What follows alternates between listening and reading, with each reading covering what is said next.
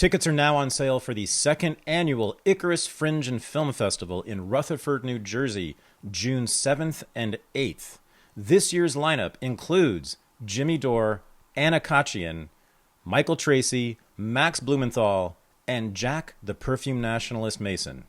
Go to ICARUSFest.com to get your tickets now. VIP tickets are already selling out, so I suggest hurrying.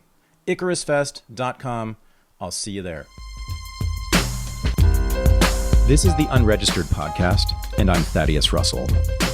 This is a show about ideas, people, and behaviors that are considered inappropriate, out of bounds, or beyond the pale. The things you're not supposed to talk about if you're a school teacher, a college professor, a businessman, a politician, a parent, a neighbor, or even a podcast host. These are the things you're not supposed to say or even think if you're a good liberal, a good conservative, or a good citizen.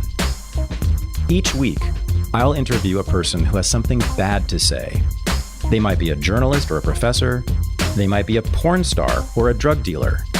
They might just be an ordinary person with an ordinary job who doesn't care about the rules of polite society.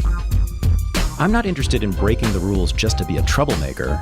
I'm interested in people who break the rules of conventional thought and to expand the scope of what is possible to say in our society. I'm interested in people who make me think.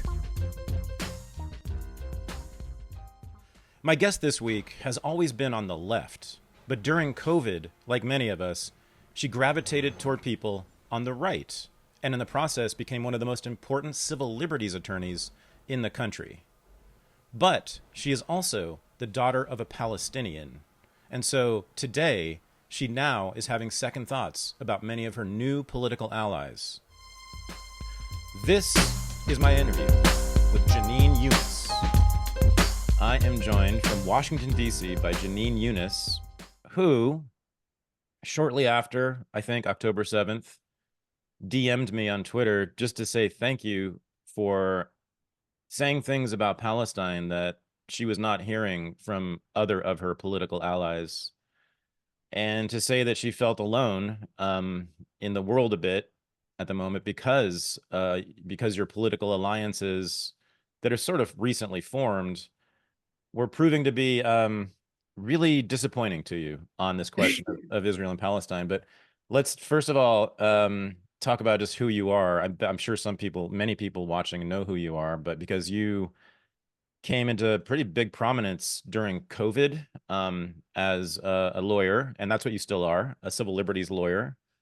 And you brought a suit successfully, right, against the federal government, representing a lot of the heroes of people who watch this show, the Great Barrington Group, Jay Bhattacharya, Martin Kulldorff.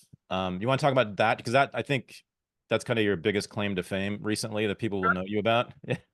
Yeah, sure. So that's a lawsuit where I'm representing Jay Bhattacharya, Martin Kulldorff, Aaron Cariotti, and a woman named Jill Hines.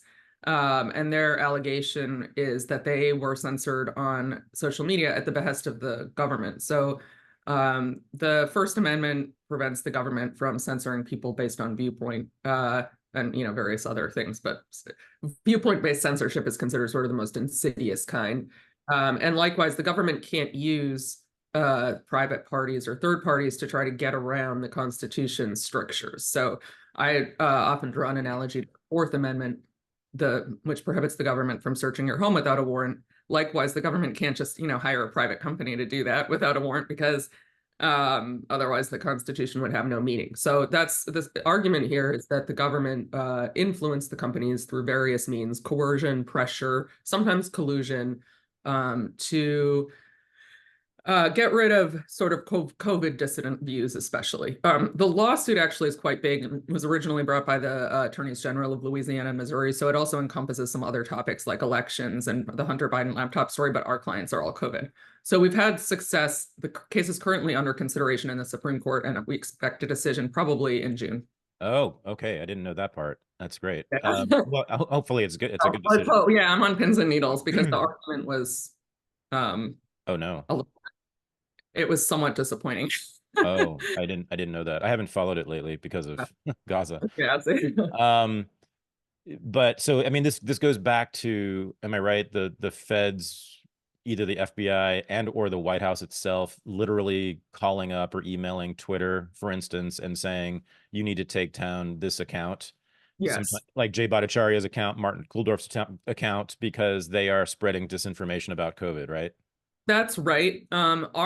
We don't have any specific emails or other evidence that our clients in particular were targeted, which is sort of one of the fights here. Alex Berenson we know was there are emails there, and Right. RFK Jr. was there are emails from the Biden administration saying get this guy off Twitter. Right. I remember that. Yes, I remember that. So that's actually one of the things we were fighting about is they're trying to argue that because there isn't direct evidence our clients don't have standing. I don't know how much you want me to get into that. It's kind of Not legal, now. Not boring now. legal. Yeah. Yeah. But no, but so that's all we need to do. I just wanted to establish sort of who you are sort of in the mind of people sort of in alt media and the COVID dissident movement. Like very Yeah. important person. And now, okay, now we're going to talk about very different things. But first, let's actually get to that, how you got there, because that's an interesting story too. So you were a public defender, right, in New York City? Yeah. Criminal Yes. criminal defense, public defender, I defending. defending the worst of the worst. I actually did appeals mostly, mainly. So, Right. so people who tended to have been convicted of very serious crimes because once we get to appeals, you're not really dealing in like marijuana possession because Right. those sentences have usually expired by the time there's an appeal. So, Yeah. represented a lot of rapists and murderers and very, very heinous people. And then I was, I considered myself like a left-leaning civil libertarian. Mm-hmm. I was always very pro free speech, and I started to have some fights with colleagues probably in like around 2015. I remember some of the speech stuff where there was a lot of talk of like safetyism and we should support laws to censor speech if it hurts people's feelings, especially if they're minorities. Around race. Around race. Yeah, race, Yeah. especially or transgenderism. And Mm-hmm. so that was probably my first real fight with people on the left. And I started to think, okay, maybe I'm not a real leftist because Yeah. So I mean, so public defender, I've known several public defenders in New York actually over the years, friends of mine. And I just know the culture, right? It's very lefty liberal. The public yeah. defender's office is very, it's sort of social, progressive social worker types who are also lawyers will do that. And I think it's great generally. I think it's fantastic and God bless them in general. But it's a very left-wing culture, so it makes sense that you would have experienced that kind of, I'll say it, repression, especially around 2015, 2016. We're now sort of forgetting what was going on then, but this is when 2015 was when, remember, the Ku Klux Klan had taken over all the college campuses, and every college black kid his body was in threat of being broken by the racists on college campuses. There was a huge hysteria at that Yeah, time. I honestly don't barely remember. That's where There it were came so from. many hysteria since then. No, I know. It's been one after the other. I mean, first it was the sexual assault hysteria just before then in Yeah, 2013, 14, because I was right, teaching on college campuses at the time. right. And it That's was just actually, go ahead, sorry. wave after wave. So it was first the sexual assault, then it was the race stuff for a couple of years, and those went away. And then COVID came along, which was Yeah. another even bigger hysteria. So you basically get forced to, I mean, you sort of end up having to leave your job because of this stuff, right? I didn't have to, and I will give some credit to my boss who did not, want me to leave or ask me to leave. A lot of the other people in my office, once they stumbled across my Twitter account, well, once I put it in my real name, because I had gone by Lefty Lockdown Skeptic, Right. and then in January of 2021, for some reason, I just decided to use my name. Sort of, I make these impulsive decisions sometimes. I was like, you know what, I'm done with this anonymity thing. And then some of my colleagues stumbled across the account and were very hysterical. And, I wanted to kill grandma, so I should be fired. Yeah. And I didn't really, want to be around them when we went back to the office, which it turned out I don't think ever happened because they're all still afraid of COVID. But and it made sense. I was just spending a lot of my evenings and free time doing sort of anti-COVID hysteria work, however you want to phrase it, like Mhm. anti-mandate work, and it was getting very exhausting. So I was like, well, if my day job can be, if I can get paid to do this, that would be the ideal situation. So I ended up applying for a job in DC with the new Civil Liberties Alliance, which had been bringing lawsuits against some of the COVID mandates. Right. Okay. And it's a right of center outfit where you are now. They describe themselves as nonpartisan, non-political. The majority of my colleagues are right-leaning. I don't think that's a Yeah. secret. I might be right now the only left-leaning person in the office. There were one or two Wow. in the past, but there was another former public defender actually for a while, but he left. Okay, so this is where we're coming to. Um, so this is not just going to be about Israel Palestine, but we have a lot to say about that because you're named after the city of Jenin. Yeah, And we'll that's get to that, but that's how deep it goes. No, you and I have very similar backgrounds and then trajectories out of out of the left, flirting with the right, especially during COVID, and now in the last year or two, both of us becoming profoundly disappointed with our recently made allies on the right around Israel, Palestine, for me, other issues as well, maybe for you too. But and so yeah, now we're kind of like standing and looking around and not knowing who our friends are anymore. But um, the coalition that was developed around COVID on our side, and it really was a political coalition. I have never seen anything like it. I've been sort of political my entire life since the 1970s, basically. And I had just never seen that kind of a political coalition of people like it was MAGA Republicans, Donald Trump followers, were kind of the leaders of it. But then even a lot of lefties, not just you, and yeah, there were, like the gray zone, and there were fringes of the left, like actual Marxists, yeah, were kind of on our side. And then you had kind of these alternative health, I would call them nuts or grifters or weird. I don't know what some of, I guess for some legit, but it was just yeah, people I never knew existed. I don't know if you noticed that, but that whole like alternative health thing yeah, became a big part of the coalition. I don't even know what their politics are, except for a lot of conspiracy theories.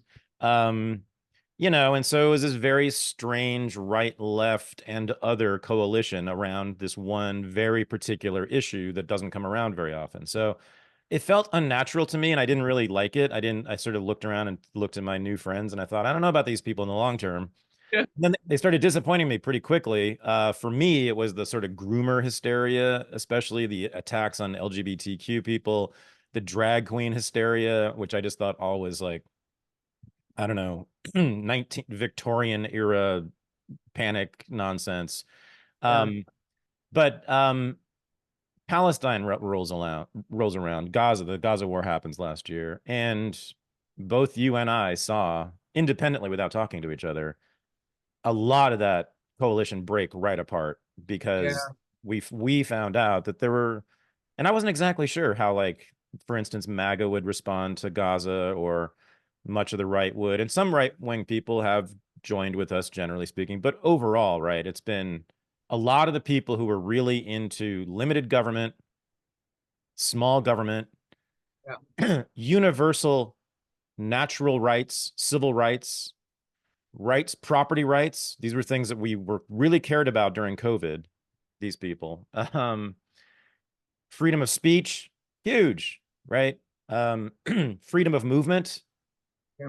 so important. And then all of a sudden, when it's about the Palestinians, they decide very immediately that those people don't deserve any of those rights, actually. And In they don't, fact, they don't even deserve to live. well, yeah, I mean, they don't until they learn how to until they learn how to deserve the rights, they will unfortunately have to be killed. Yeah. It is really the essence of it. Well, although I would say that your assessment might give most of these people too much credit, and then I don't think most of them or many of them actually even Right, understand what Palestinians in Gaza and the occupied territories, that's the West Bank and East Jerusalem, right. what their lives are like.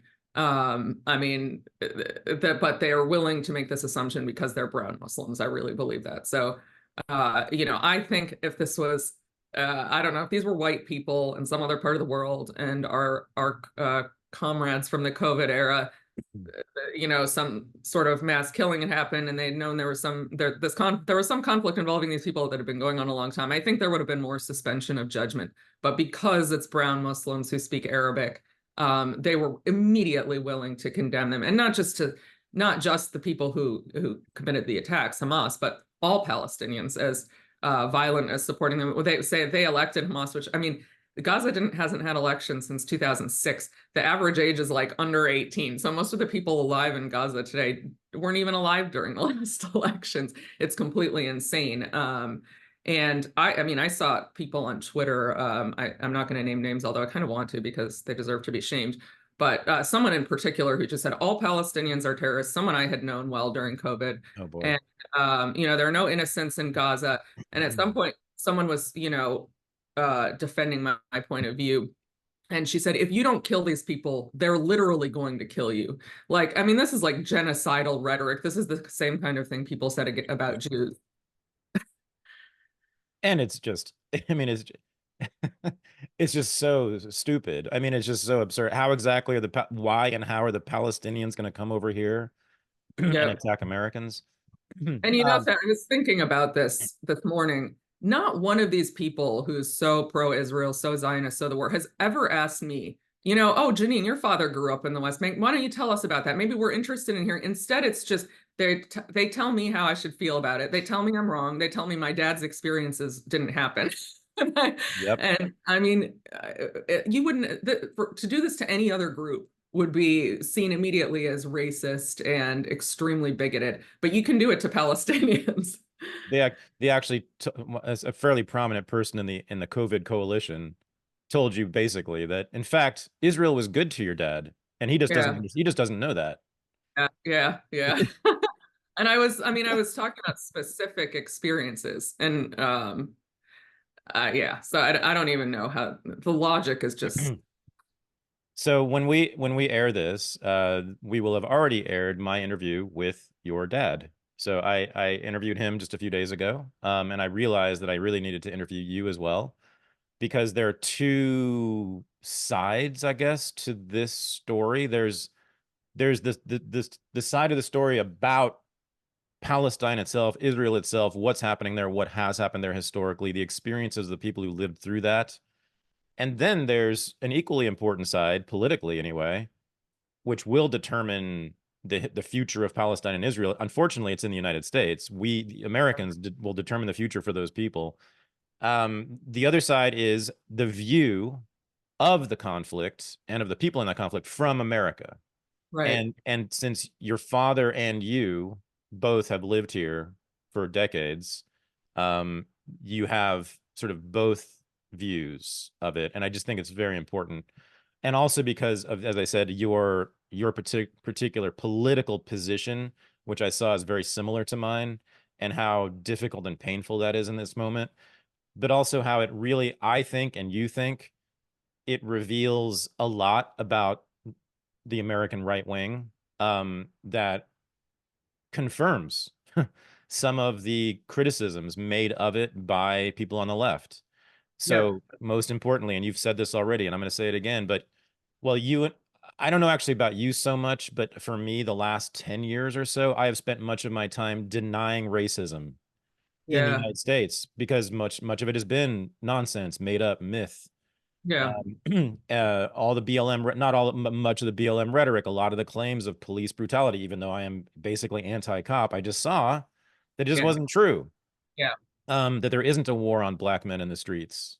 There's a different Yeah. kind of war on black men. But that's a different thing. I think it's from racial liberalism, but not the kind of racism that we used to experience in the United States. It simply doesn't exist. There's a new form of racism, but it's not the kind that we were told it was by BLM. So just Yeah. constantly denying and seeing just all this, and having lived on college campuses for most of my life, one race crime hoax after another after another. I'm going to name a name. So Wilfred Riley, I don't know if you're aware of him, but Vaguely. he's the race crime. He wrote 2 books debunking all the race crime hoaxes of the last like 10 years. Fantastic work. He totally just nails he's right. Like he shows like 99% of the race crime claims are totally hoaxes. Like the Yeah. Jussie Smollett's but especially on college campuses. So we were just awash in all this like lying and mythology about racism in the United States, and I was constantly knocking it down. But now I see actual racism, And I see it not against black people, not against black people in the streets, not against Mexicans. I mean, not in the way we're told anyway. But I most certainly see it against Arabs generally, Muslims generally, and in particular Palestinians. Yeah. So Wilfred Riley is that's what he did great work, and he's been on my show several times, and I guess we're friends. And but as soon as October 7th happened, he just lost all critical its critical faculties. He believed every line that came out of the IDF spokesperson's office, and he's just said repeatedly, this started on October 7th, and that means Hamas is the bad guys, and that means this war needs to be prosecuted until everybody's dead. And I've yelled at him. I said, please, Will, please just know that there were things happened before October 7th, that this is a longer war than this. But no, and he's very typical. And also, all of the claims that we now know are false about beheaded babies and mass rape and lots of that. He hasn't touched it. And I want to say, what about those race crime hoaxes? These Yeah. claims of anti-Semitic, Okay. rampages. He won't touch it. So I'm singling him out now, but he represents a lot of people. A lot of people. And, I'm around a lot of people who have sort of laughed at, the sort of racism allegations who are against DEI, which I am too. Right, exactly. And Right. actually, I said my first break, I keep thinking about what were my breaks with the left. One of them was over hiring of interns, because I was actually in charge of hiring the interns, and we only had enough resources for two. And one year there were two really great white interns and an applicant who was black and not very good. And I didn't hire the black guy. And I got so much crap from other people in my office that one of them called me racist and said, like, it was my duty basically to give this kid a chance, even though he didn't even know what we did. He didn't want to do this, and we had these two excellent, white candidates.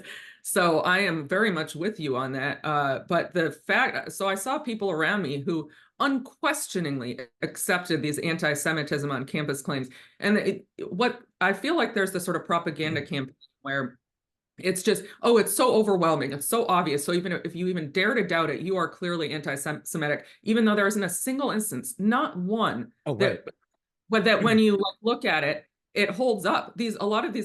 Now there are all these people like Abigail Schreier and Caitlin Flanagan who claim to be civil libertarians who are all over Twitter talking about how a Jewish kid was blockaded out because he was Jewish. Are you serious? Like, first of all, half the students at Columbia are Jewish. I mean, half the faculty. Why did they choose this one kid? Maybe it's because, when you look at the beginning of a lot of this footage, they're provoking them. They're going up to these kids and saying, your family in Gaza deserve to die. I'm not saying that it's necessarily the correct thing to do to prevent someone from going through then, or to, harass them or anything. But come on, you're taking these things out of context. The idea that these children or these kids, that was a Freudian slip, I guess, are being targeted because they're Jewish is completely insane. And I was in Students for Justice in Palestine in college.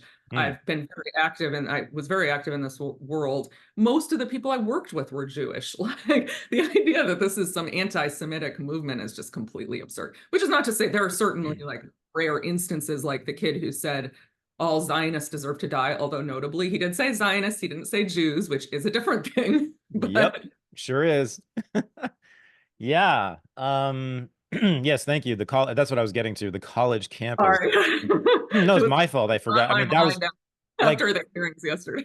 why Wilfred Riley wouldn't go after these obviously fake claims recently about anti-Semitism at Columbia and Harvard.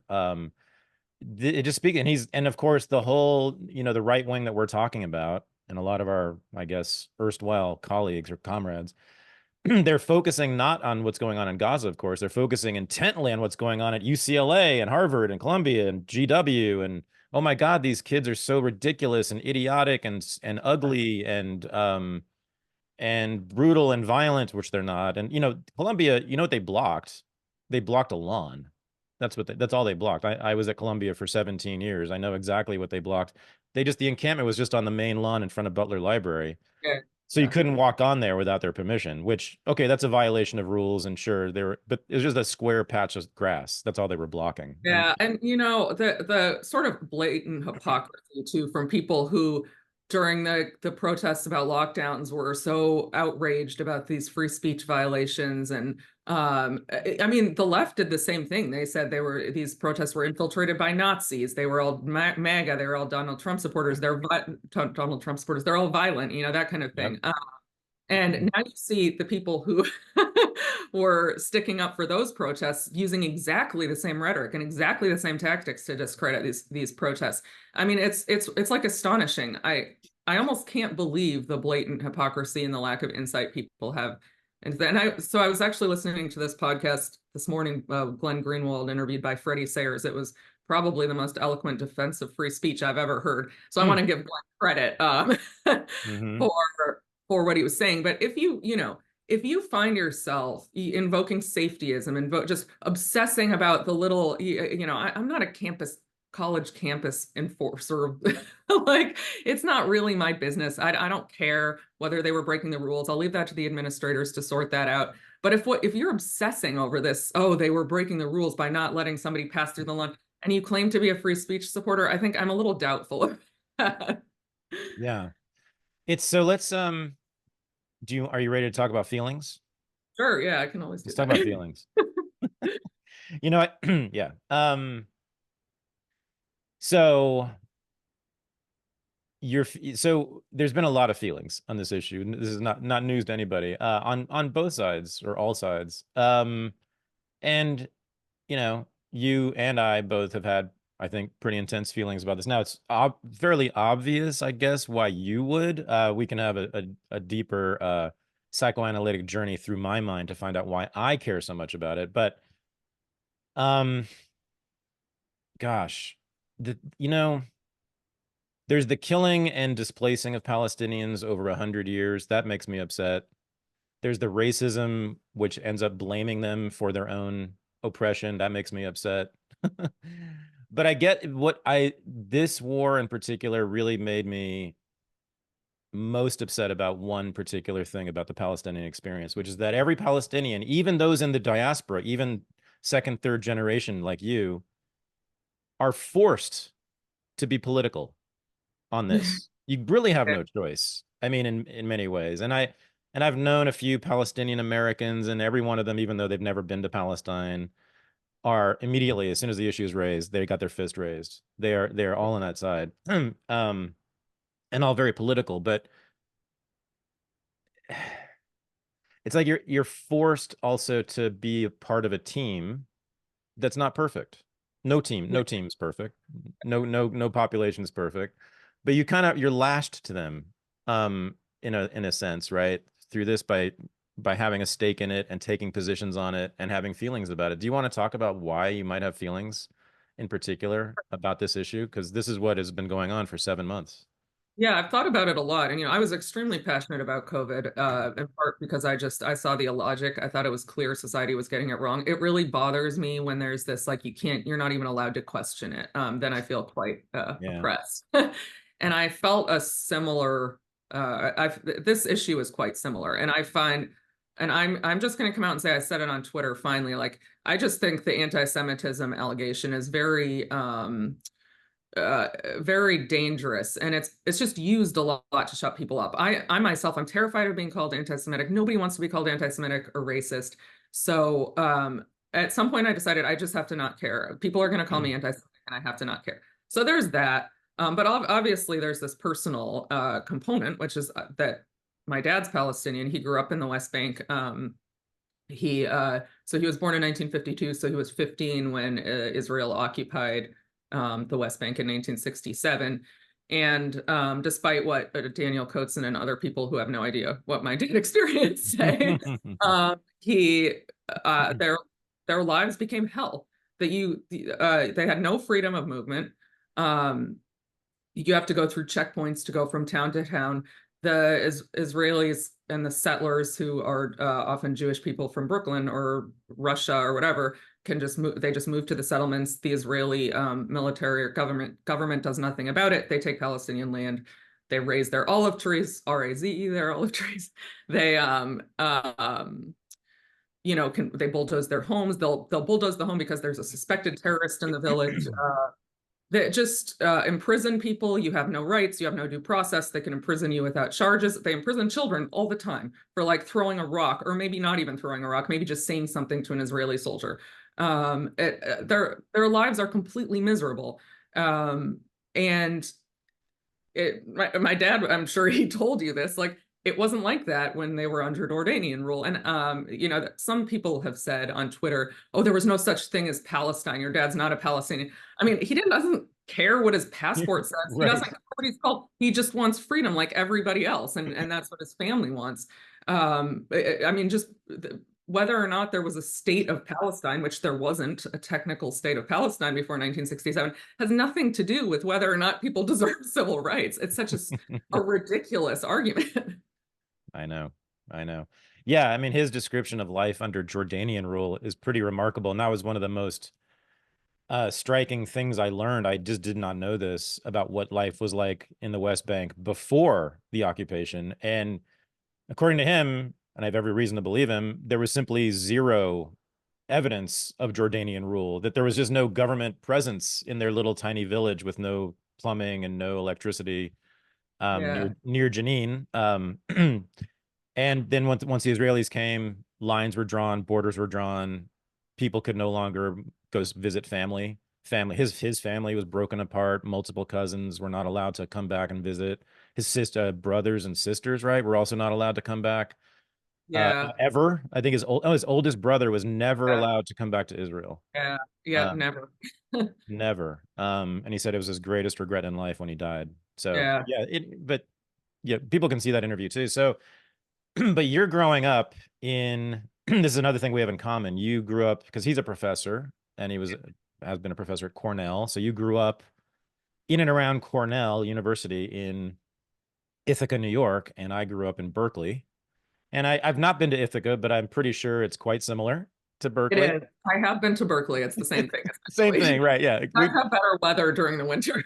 So this is, I don't meet many people from places like that. It's cool. We know exactly what we're talking about. We know the left, guys. Janine and I know the left. We know, I mean, we grew up right inside of it.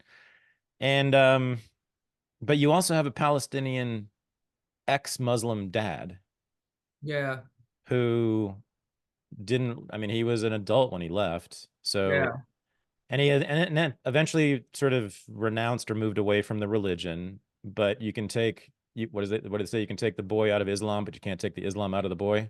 Something like that. I mean, understandably, he doesn't believe in God, anymore, but he has retained a lot of the cultural beliefs. I think it's hard to extricate those things. Like, he believes that women should dress modestly. He would prefer I did, for instance. He doesn't like mini skirts and stuff like that.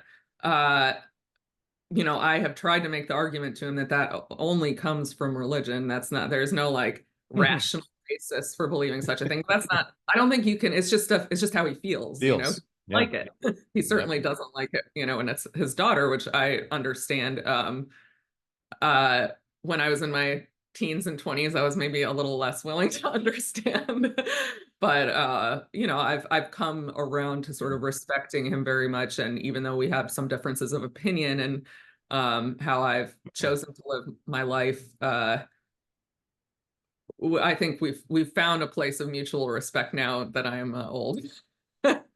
I will say this because you did say this publicly elsewhere. You said it was he was very strict as a father with you. He was, and I should actually say my mom was too, even though she's totally American and was raised in the West. So I don't know where her parents were a bit puritanical. I think her father was actually a sort of German background, but I think it was her mom was very puritanical. So there was a lot of alcohol was considered really bad. So like spending time doing frivolous things, like you're always supposed to be kind of working or serious. So I would say they were both quite strict when I was growing up, and I'm the only daughter. They were, they just were not as strict with my brothers. So you half of your childhood was American Puritanism, which that's my bag, by the way. That's what I write about. That's Boy, I'm sorry about that. And then the other half is Arab Islamic Puritanism. I mean, how what so not a lot of freedom in your house Yeah. for you. For you. Yeah.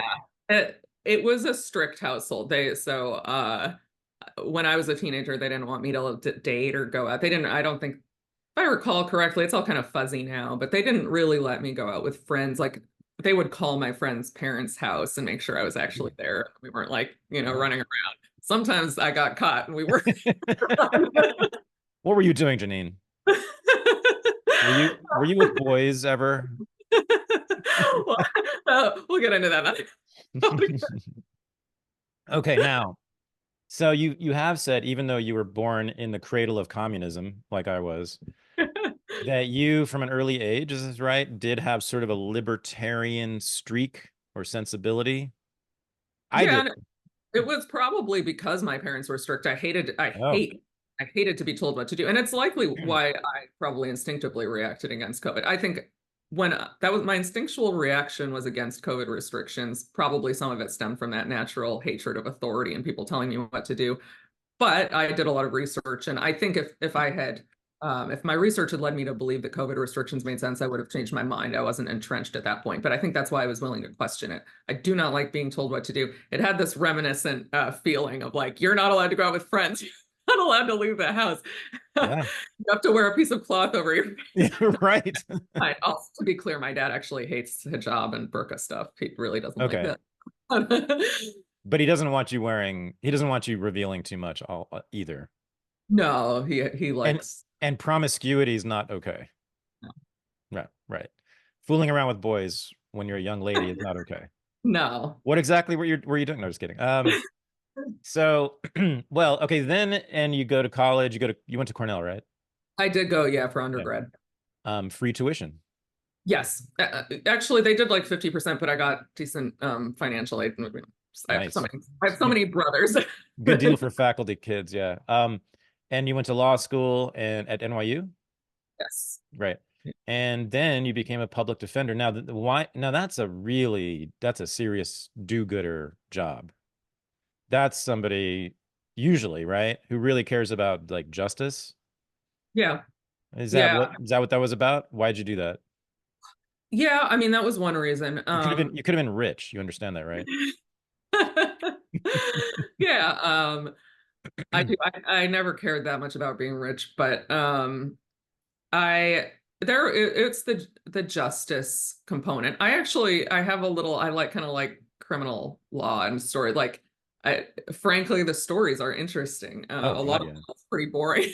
So Oh even yeah. though my clients have done would be pretty heinous, like reading the trial transcripts sometimes was like reading a crime novel. Yeah. So I found it interesting as well as sort of rewarding. It was intellectually a very rewarding job. Mhm. I like to write, so because it was appeals, it was a lot of brief writing. But I mean, the justice part. So you've described your clients twice now as the scum of the earth. What? What? I mean, were you finding justice? Were you seeking justice? Was that what drew you to that job? And Yeah, I think it's I mean, about due process, everybody getting a fair shake. I also, I have this contrarian spirit, so I kind of liked representing the people nobody else wanted to represent. There's something like I'm hmm willing to do this to uphold the principles of our criminal justice system and due process and stuff. I kind of liked being that person. right. Okay. So you have feelings, and this is very similar to me. I mean, I have powerful, almost Christian feel. I don't know where they come from because I was raised by atheist communists, but I have sort of basically Christian feelings of empathy for people I don't know, like Gazans. Like I never met them. Never been there. What the hell do I care? But for some reason, I have these intense feelings of empathy, which comes out as like a politics of justice. Like I side with the underdog, with what I think are the oppressed people in any moment, etc. I'm always interested in who has the power and who doesn't have the power. And I don't Yeah. actually love those politics, I gotta say. And I'm kind of like always fighting against my feelings on that because justice politics often goes in the wrong direction and ends up being about punitive politics, punishing people, etc. It's just, you got to be careful with the justice thing, I think. the my feelings for freedom, which I have had often mixed uncomfortably with my justice desires, I'm very comfortable with, love them. I have no shame of them, and I want them to be even more powerful. But so there you are. I mean, I think you have those two feelings too within you, having to do with politics. Um, and like, but then so you have, but your feelings for freedom clash with your feelings about your dad. Or maybe in some cases it's a reaction to your father's and your mother's, um, can I call it authoritarian parenting? And so here comes the Palestine issue, which I'm sure you felt before October 7th. But Yes. did you feel any? I mean, is that a is that a uncomfortable set of feelings? Is there ambivalence in that? I'm not exactly sure I know what you mean. Like Yeah. in terms of, So you're kind of acting on behalf of your dad, oh yeah. right? But your Yeah. dad is also the reason that you have a passion for freedom. Yeah, but also it's more complicated. It's not just because my dad was a little bit strict or a lot strict. It's also because he also told me these stories about growing up under the occupation. And so I'm very aware of what happens when governments have governments have complete authority over people's lives. And in this case, these aren't even like, the elected government. They're not elected by the Palestinians.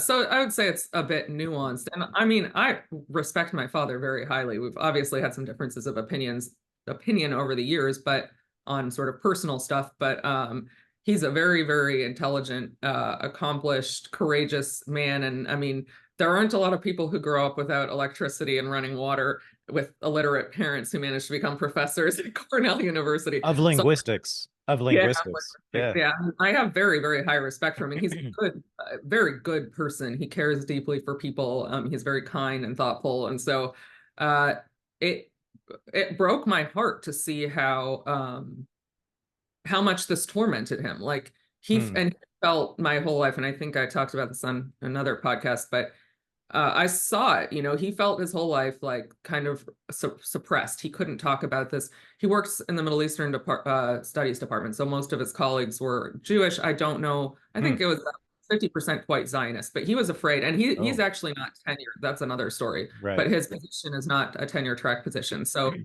was always nervous about losing his job. He didn't feel like he could speak out, and I could see this sort of internal conflict. He felt he had been given this amazing opportunity to be in the United States and not have to live under Israeli rule or even Jordanian rule. Um, but at the same time, he was aware that his adopted country was sort of responsible for the suffering of his people. I mean, and that's another issue we haven't yet talked about, but that's why these protests are happening. It's because the United States enables what Israel is doing, and that's different than Boko Haram or the Iranian government restricting women's rights. The reason we are protesting this here is because I believe what's at the heart of the protest is our government's involvement, and that's what the protesters are hoping to change. But anyway, I think it made him he felt very conflicted about being in a country that he thought was responsible for what was going on, and I agree with him that it's responsible. I don't think Israel could be getting away with this without the United States. Very clearly. Yeah. So let's talk about the politics of these people. I want to educate them. And that's one of the reasons I wanted to have you on the show is I want to put forward a perspective that might educate them. So I'm so outraged by this. It's actually hard to talk about sometimes. But so the people we're talking about, generally speaking, are classical liberals. We're talking about like libertarians. We're talking about people on the right who have taken the side of Israel. Okay, in this war and in regard to the Palestinian question. So they're classical liberals. That means that they believe in universal rights, except for Palestinians. Um, and I want them to explain that. Why they think there should be a wall built around Palestinians with barbed wire on top of it when they are classical liberals who believe in universe. It's This is, I mean, it's just stupendous. And then we talked about the free speech part of it. They've been largely silent, haven't they, Yeah. about the unbelievable, what is it, like 4 week assault on free speech and on the First Amendment by AIPAC and the Israel lobby? We haven't Well, really I gotten. mean, silent at best. Lots of them are finding ways to defend it. Yeah. Someone who is usually quite good on free speech issues and writes amicus briefs for me has been defending the Anti-Semitism Awareness Act, this ridiculous bill that's being considered by the Senate right now and was passed by the House, and basically seeks to withdraw funding from schools that don't punish people for anti-Semitism, according to this definition from the International Holocaust Remembrance Alliance, which includes criticism of Israel. It literally says equating the actions of Israel with the Nazis. I mean, the idea that that's punishable speech, I mean, I may or may not agree with that. I don't think it's a question worth answering right now, but the idea you can't say that, I mean, Well, it's the most breathtaking thing I've ever seen. Like, it's the most outrageous bill I've ever seen go through Congress, which is saying a lot. I mean, are we serious? And the fact that how many House members voted for it? 200 plus? 300. It was 300 plus. a 90 against. It was very fun. Did you read the coalition who voted against it? It's like Yeah, Marjorie Taylor Greene and AOC. I know. There's Right. one thing. But some of Yeah. the Christian right didn't like it because it said because one of the definitions of anti-Semitism is accusing the Jews of killing Jesus. So My favorite is Gerald Nadler, who I think, didn't he vote against it too?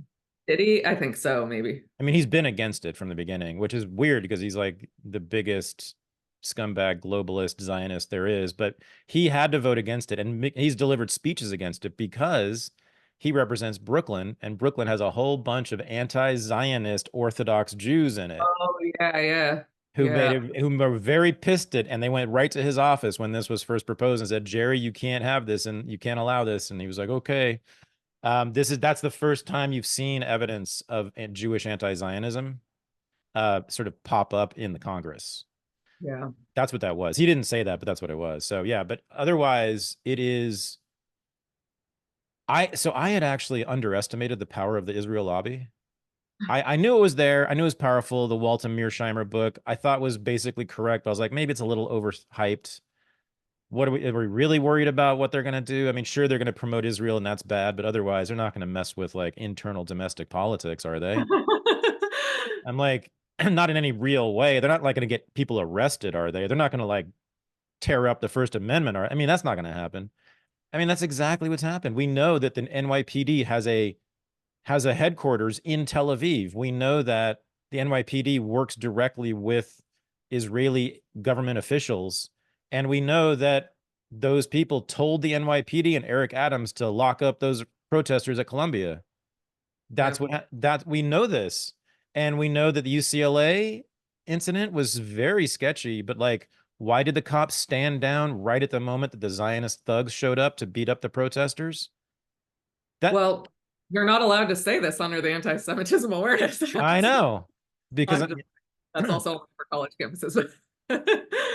But I mean, those two instances in particular are so chilling. I mean, the only violence was from Zionists, yes. and they were allowed to do it. The LAPD, the UC cops, and the CHP all stood down for an hour and let them run wild on those protesters. I I mean, mean, yeah, the fact that this narrative about the scourge of anti-Semitism on campuses across the United States has managed to take hold despite there not being one single. nothing. And by the way, there are 5 people who have been harmed in the United States on the basis of their identity after October 7th, and they were all Palestinians. Oh, right. There Yeah. were the 3, I mean, so there were the 3 on the Vermont campus. It's not clear what the motive for that was. They were wearing keffiyehs, they were speaking Arabic. It may have just been a crazy person. In fact, the guy appears to be a bit unstable. Then there was the 6-year-old Palestinian boy and his mother. He was stabbed to death, and his landlord specifically said it was because they were Palestinian. And the fact that you don't hear anything about that from the media, but it's all about how Jews aren't safe, Jews don't feel safe. I mean, and I would still argue, okay, this is a very small number of people. I think most Palestinians are safe. I don't feel particularly unsafe walking down the street. I don't think I'd wear a keffiyeh. I would be a little too nervous to do that. Mm-hmm. Uh, but the fact is that the only people who've been physically harmed and killed are Palestinians, and yet this narrative keeps perpetuating that it's Jewish people who are so unsafe. It's just insane. It's not a Jewish conspiracy, but it is most certainly a Zionist conspiracy. Yeah. I mean, and this is why every day on Twitter I am hammering and hammering and hammering that Jews do not equal Israelis or Zionists. These are two Oh, different groups. My mother's Jewish, my son's Jewish, my ex-wife's Jewish. I've been a member in-law in two major big Jewish families. I lived in New York and LA. I went to Columbia University. I know Jews. I know American Jews. I know I American mean, and the and I know, I mean, I've known thousands of Jews. I've known Israelis.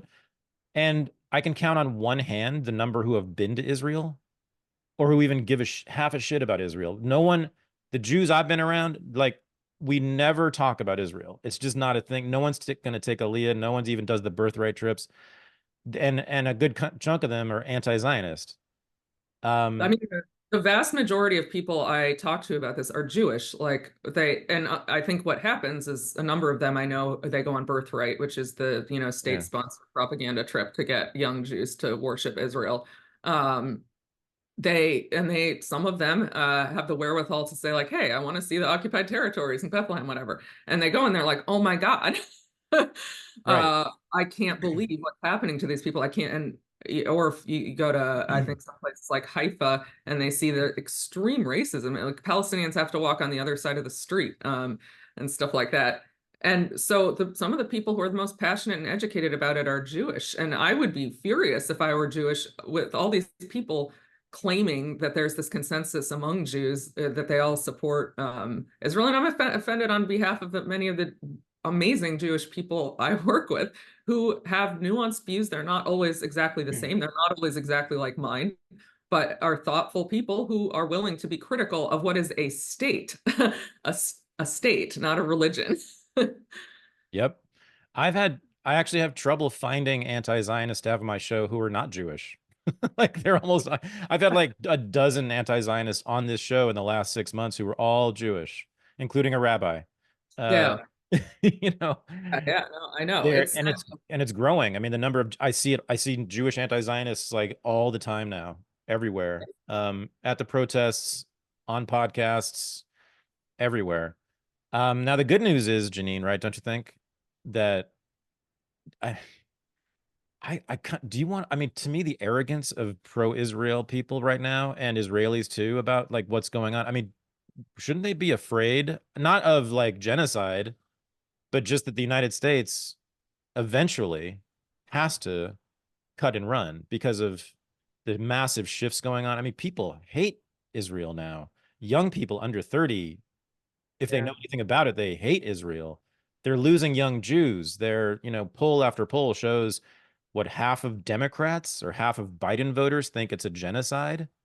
Yeah. I mean, they're not going to vote for Biden. It's the whole thing's within, I would think 10 years, Congress is going to be really different on this, don't you? I would hope so. I've been waiting my whole life though. So I'm not, I actually thought in 2014, I assume you remember that, No.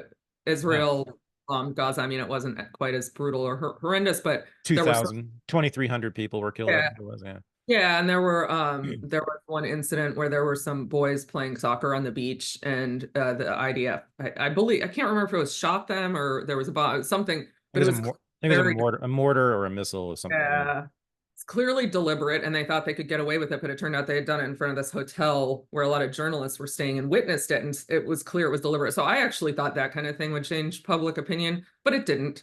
I mean, maybe social media makes things different because Oh yeah.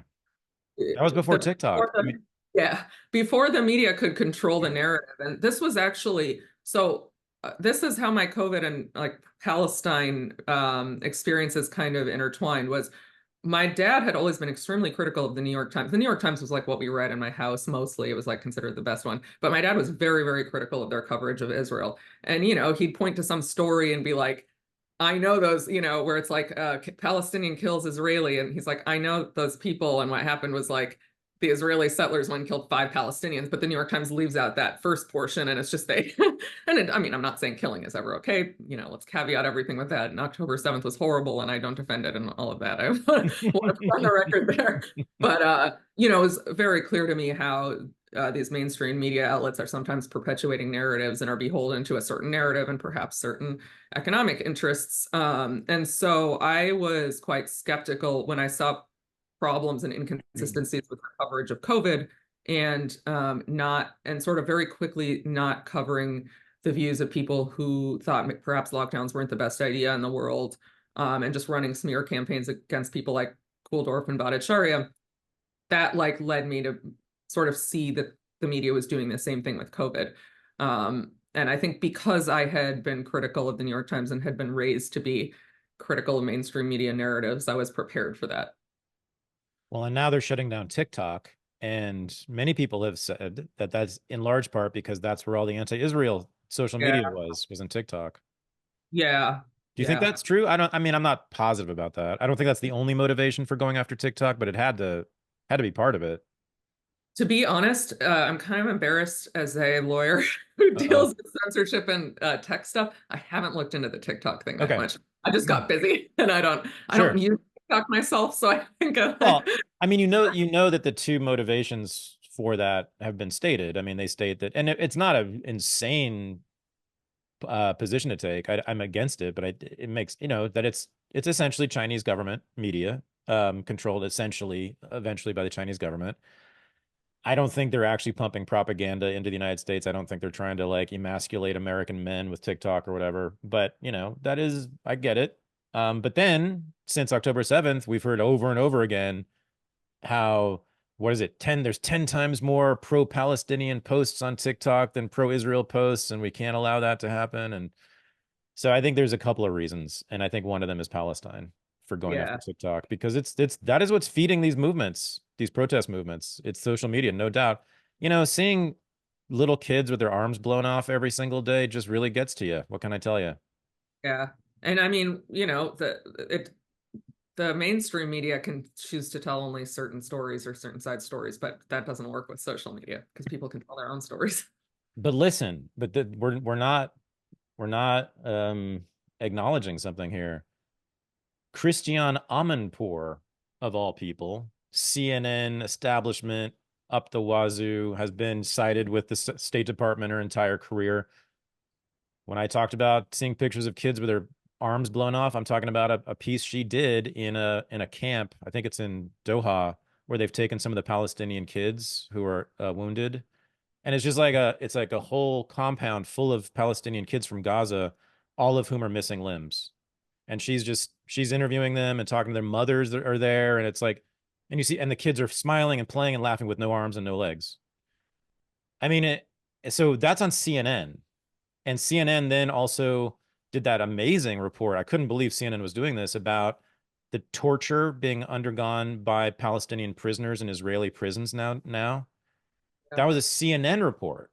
I yeah, mean, my point is, you see establishment people in the media, yeah, in politics, on Twitter, yeah, basically on our side, so furious at Israel. I'm quite sure they will no longer want to send aid there. So if I'm agreeing with those people on yeah. this, something really big is changing. Yeah, I mean, I think you're right. The politicians have to be behind the curve, and maybe that's just how it works, that it takes a little while.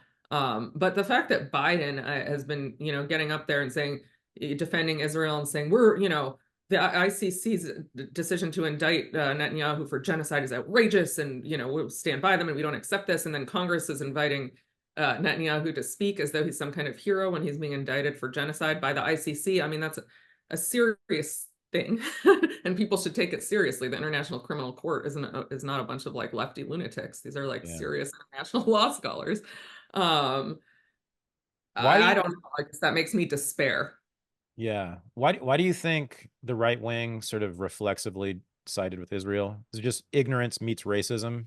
Yeah, I think so. I think it's ignorance meets racism. They assume in the sort of, I think you and I use the term, I kind of like this, in the ignorance gap or the knowledge gap, racist assumptions kind of fill that. So, maybe they don't go around like thinking Arabs are horrible, or maybe they don't have a problem with me, but when they don't understand a conflict or something like this, they assume that it's the Palestinians are the bad guys.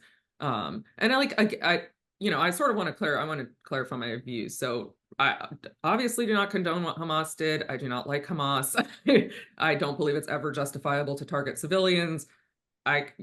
Say that all day. People will still accuse me of defending Hamas. But, I think we have to be realistic about the fact that when people are extremely oppressed and have faced decades without any hope of basic rights, and the world continues to turn a blind eye to it, and actually not only do that, but support it and enable that their terrorist groups are going to rise up. That's how it works.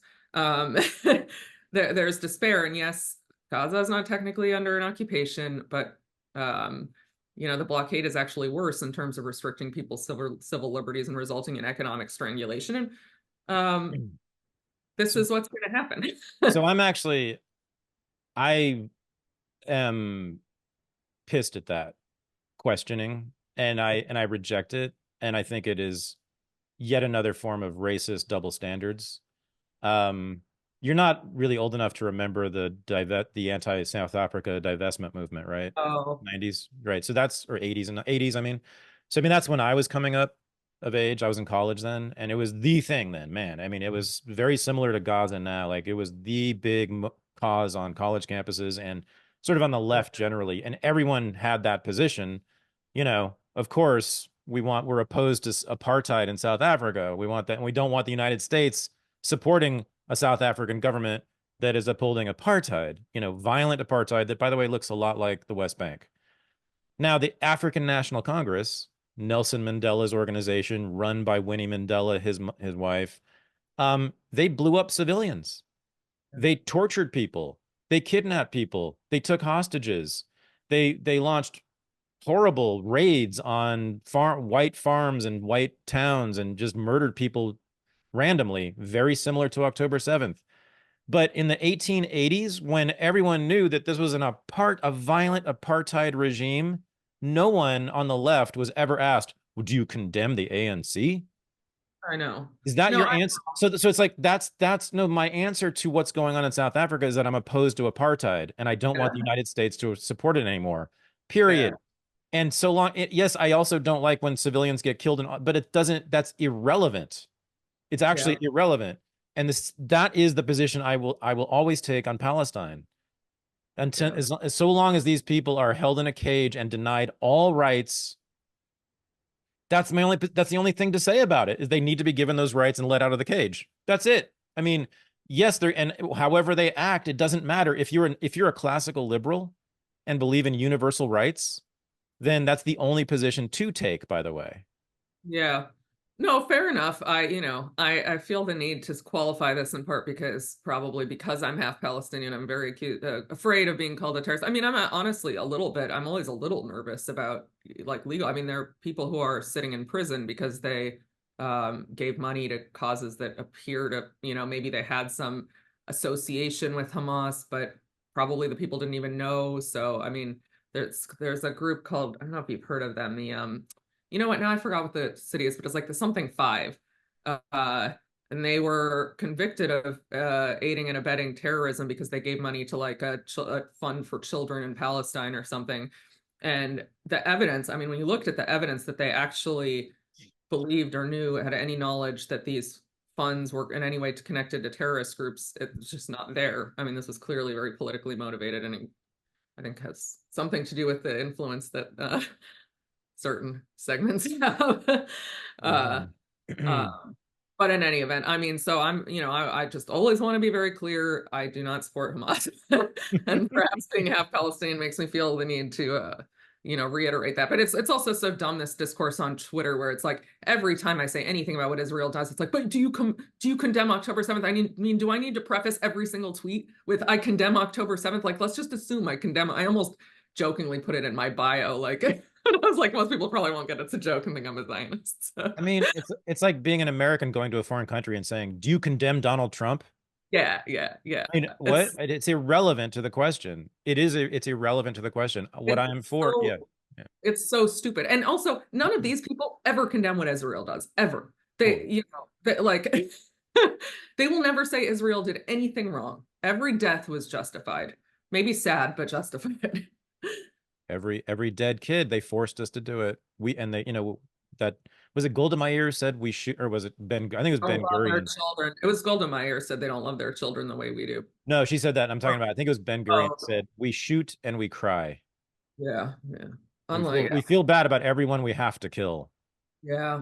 We just I have mean, to kill. that reminds me of Golda Meir's just horrendous thing about how they don't love their children the way we do. And by the way, I went to Right. Palestine when I was 13 and I stayed in my dad's village for a month. And it Wow. was the most loving experience I've ever had in my life. Like it was not the cultural, it was not the culture I want to live in. Let's put it that way. But everybody was like so kind, open, like just loving. Like just because it was Mother's children, even though they'd never met us, they were just, so kind and loving and hospitable. So this idea that, Palestinians don't have love for their families the way other people do is just so despicable and racist. All those women crying and screaming over their dead children in front of them. They were just acting. Acting, yeah, yeah. And they should just blame Hamas. They're actually they're actually happy because their kids are now shaheeds, so which is all they care about. That's actually what they intelligent people who we know, Janine, think that Yeah. and say it. Um, the Palestinians, yes. So I have heard and I've seen video of this too, many, many times, not just of family members, not for family members, but anybody who comes through through the West Bank or even Gaza. Everybody says how incredibly hospitable Palestinians are. They bring you into their house, they feed you, they let you stay there if you want. I mean, it's just extremely friendly. I mean, imagine that in the West Bank when you're basically living in a war zone and have been for 57 years now. I can't. It's hard to imagine that, and also feeling warmly toward Westerners Yeah. when they know damn well who's funding that army. Well, They and still, yeah, no, I mean, I've been seeing this from some of these people on Twitter. Do you know what would happen to you if you were put in Gaza, blah, blah, blah, and especially if you're Jewish? My dad brings his students, maybe he doesn't anymore, but for like 2 decades, he would bring his students to his village, many of whom were oh, Jewish, and they would stay with my dad's family.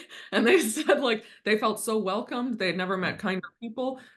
There were no issues. I mean, sure, they're Palestinian peasants. They say some like offensive things, I guess. I think part of their prayer is like, the Christians are going to hell and the Jews are going to hell or whatever. But mhm, that's just like part of what they recite. I'm not saying it's great, but like it has nothing to do with how they actually treat people. exactly. And Yeah. so, yeah, I want to say, yeah, you know what would happen? They'd probably make you hummus. Because Right.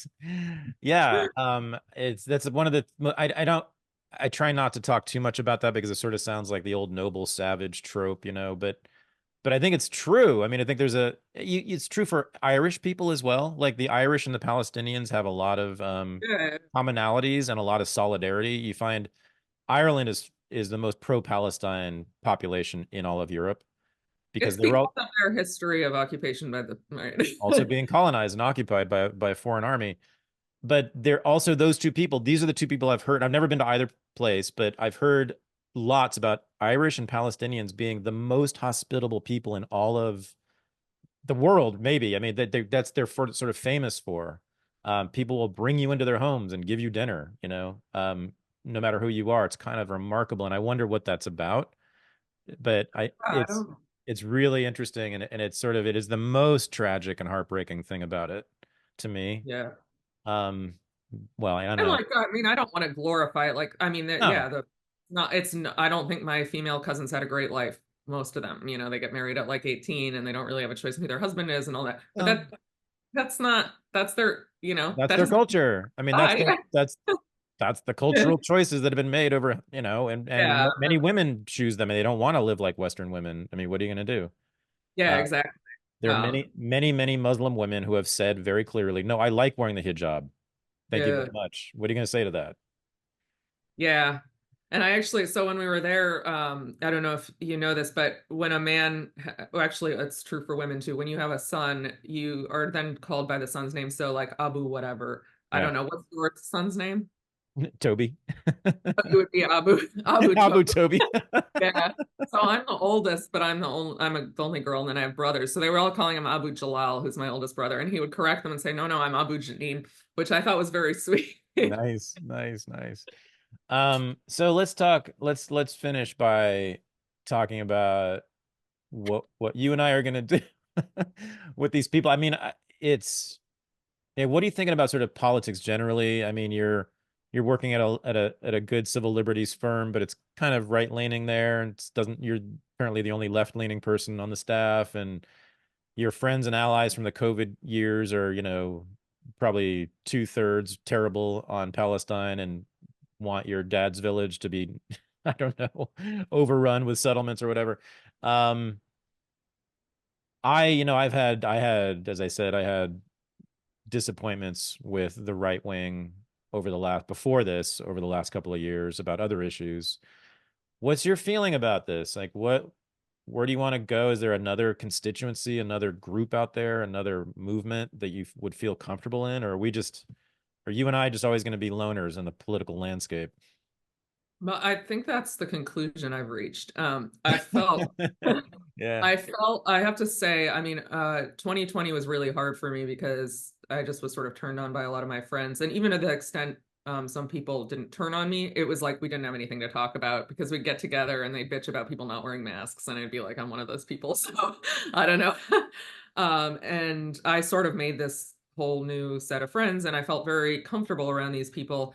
And then after on October 7th, when I went on Twitter and saw all of these people basically calling for my family to be murdered Yeah. for Yeah. the crimes of other people, I just felt extremely betrayed. And I thought perhaps it would calm down. But if anything, the rhetoric has just gotten more hysterical or people have dug in. And I would say that has frayed the vast majority of the friendships I've made. The upside is I think there were a few people I already knew who had what I would call had the right views, similar Mhm. views as me on Palestine, and we've become closer. And then I made some new friends who were like from the COVID dissident crowd who I'd never really known before, but live in DC, and so we formed a little bit of an Oh, alliance. So I don't know, maybe the circles get smaller, but they get tighter. I like and better and higher quality. higher quality. Yeah, yeah. I Yeah. mean, the discussions we have, we have chat groups and stuff on Twitter and like just very smart, thoughtful, and like we don't always agree, but the disagreements are respectful. One thing I just don't tolerate is personal attacks, which I've been getting a lot of recently. Jesus. Like what? Oh, anti-Semite is the main Oh one. yeah. That I'm a bad faith, that I'm misrepresenting things, and I have faults, but not being honest isn't one of I'm like I think I'm pretty genuine. I in fact have a problem where I can't really not say what I think. So sometimes I wish I could not say what I think. Yeah. So Uh, it really galls me when people make those accusations because they're just very baseless. I've been really unimpressed with the Zionist propaganda. It's just the arguments are so weak, and you can source them all immediately to the prime minister's spokesperson's office. I mean, it's all very clearly emanating from either the Israeli government or the State Department. All the talking points, all the lines, all the lies too. That's what, people, the COVID dissidents, I was just gonna say the who COVID saw through, dissidents, who claim to see through government propaganda. that's their whole identity, was that I'm skeptical of what the government tells me. Oh. But the Israeli government, the Netanyahu government, Netanyahu was basically a convicted criminal on like corruption Yeah. charges. And not, and For not some just reason, the government of Israel, the military of Israel, the spokesperson's office from the military of it. You're going to trust them? yeah. Which military has been truthful during a war, guys? You know this. You know this. I don't mind. I actually have been look. I found like two. I have found two Zionists, maybe three, who I think make original arguments.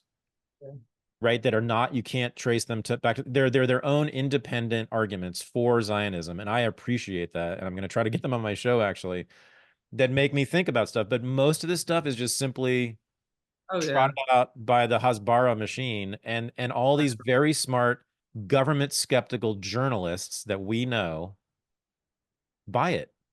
Yeah, I know. It's just, how I could this know. be? It's stunning, but I think it goes back to what we were talking about before, where if these were white people who weren't Muslims who dressed like we do, that people would be more skeptical. But because this is about the brown Muslims being bad, it must be true. How many elementary schools would be 14,000 children? Like, well, that's like, I don't know, 100 or 200. It's hundreds of schools of dead children. Now imagine if they were all white and named, Justin and Sam and Julia and Ashley and Tiffany, and these kids were just lying around on the streets of Gaza, as we've seen, with their legs and arms blown off, I know. or their heads blown off, or crushed under buildings, or shot in the head. Or, I mean, I see this every day. I don't know how I am doing it. I don't. It's just, this has been so grueling, Yeah. and I don't know anybody who lives in Gaza. I am living how many tens of thousands of miles away, but I can't imagine someone who actually does have some skin in the game watching those videos, um, how that might feel. But Yeah. it's It's the intolerable. worst. It's the worst. I mean, I've cried more than I want to over the past 7 months. And I mean, ironically, sorry. Yeah. I I had my own first child in January, and I Yeah. named him, which is Arabic. It was actually funny. I went to visit my dad on October 6th, and I probably go once a year, so it's just sheer coincidence. And I was quite pregnant, and we were talking about names, and my husband and I said, "Oh, we kind of want an Arabic name just to be a little different." And we're going through names, and my stepmother said Zayn at some point. We were like, oh my God, that's the name. She had gone through like 300 Arabic names, like Mustafa, no, no, no. And then the next morning, I don't know why I'm even telling this story, but it was just very, like, the next morning I came downstairs for coffee, and my dad was like, Hamas attacked some people near the Wow. Wow. border. And I was like, okay, whatever, there's all this stuff going on. And I kind of try to tune it out in a way, because I just wasn't prepared for another round of this. I still hadn't recovered from 2014. And I certainly didn't want to be dealing with it when I had a new baby. But just looking at him, and even though he's only a quarter Palestinian, he looks quite Arab. Oh He yeah. just has a lot of coloring and features. And just thinking about like all the mothers who, I mean, I get upset when he like suffers the tiniest he gets a shot or something and cries. And I'm like, all these mothers who can't protect their children from bombs. I mean, it's almost unbearable. And then to have our friends justifying it and rationalizing it, sorry, is just beyond what I can actually bear.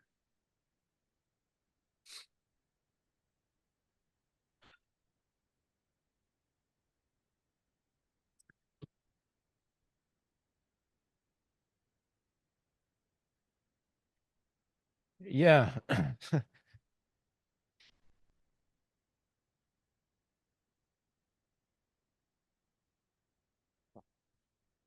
Yeah, it's the friends justifying it, right? That's Yeah, that's yeah, and then for me, doing it in my name too. yeah, yeah, It's hard to understand. yeah. I mean, I think I try. I do try, and I think there's in fact we talk about this a lot in our groups. Several of the people in our groups were raised like Orthodox, and I'm just repeating what they say. I was not raised Jewish, obviously. But they say there's just this very, very ingrained that we're victims. We have to be afraid all the time. There's this hatred of us, and so we have to do whatever it takes to protect ourselves and to have our own state. And I to some extent I understand that, and I obviously the Jews have suffered terribly over historically, and there has been very serious anti-Semitism, not the fake anti-Semitism of the college campuses of the past 6 months.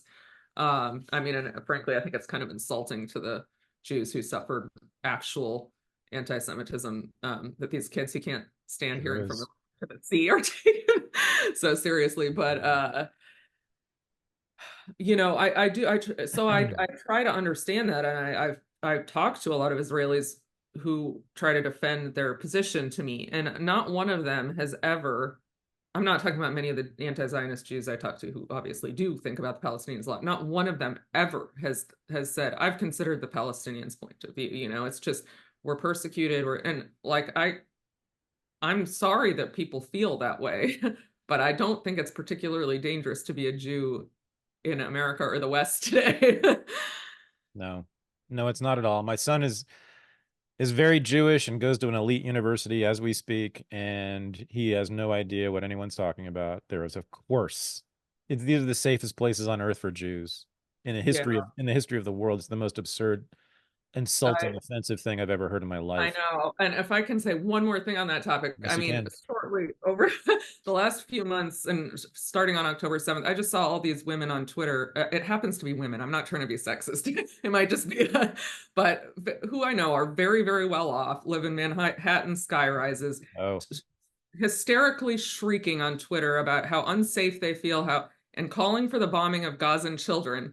And I don't know if I've ever felt more disgust in my life at multimillionaire housewives uh, shrieking about the lack of safety while and justifying the bombing of impoverished Gazan children on that basis.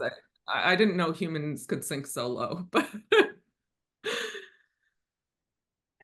it's not an overstatement. I just, yeah. I mean, um, I'm glad that we cried because you and I are both, you're a lawyer and I'm a podcaster and a sort of an academic. And so we have to like communicate in very disciplined ways all the time. yeah, Right. And I've cried almost every single day since October 7th because of this thing. yeah, But I don't show it. I try not to show it anyway. And I try to come across as very disciplined, make the argument, make the case, be logical, be rational, don't be emotional. But it's too much. And I think we actually hide our feelings too much about yeah, this and other issues too. And I think it's good to show it. yeah. Um, because politics is about feelings and about real people um and it's just simply the most awful thing I've ever seen in my life. And we've just never seen anything like a city full of trapped children being bombed. That just doesn't. But the worst part is our friends justifying, And then our like, friends, yeah, terrible things do happen all the time. I mean, the girls kidnapped by Boko Haram and blah. I mean, you can go through the sure. tragedy. The difference is the people we know aren't justifying it and in fact cheering it on. Well, And I we can, because of social media, we can really see the effects of the war more than any other war before. We couldn't really see this much in Syria or elsewhere or Iraq, but we really see it. And yes, no, I mean, I think that is what makes me cry the most is that fury, that rage, and bewilderment and yeah, disgust, I guess, and feeling betrayed and alone and um by people that you trusted and thought were good people, and you worked with them and on other very important issues and felt solidarity, and now it's like, wait, you actually want another 100 kids to die today? For what? For an ethno state that locks people up? It's just too much. So, yeah, we agree. well, I warned you that it was going to be part therapy session. You can't blame me for this. I figured it might be. Well, I mean, I really appreciate it. It's great, and it takes a lot of courage and a lot of self-knowledge to reveal one's feelings on a public forum like this. I've done it more than once in the past on my own shows. This is not new, but it's a special thing, and I think it's really important to let people see it. Yeah, So, yeah. Well, well, yeah, Janine, thank you. Enjoy your son. Enjoy being a mom. Enjoy finding some new friends. yeah, I think that's going to happen. And we'll see, hopefully the bombs will stop dropping. yeah. I hope so too. All right, my friend. Thank you very much for this. Thank you. This is the Unregistered Podcast, and I'm Thaddeus Russell. To become a patron of the show and have access to bonus episodes, AMAs, and the Unreported News Analysis Show, go to patreon.com/unregistered. Thanks for listening.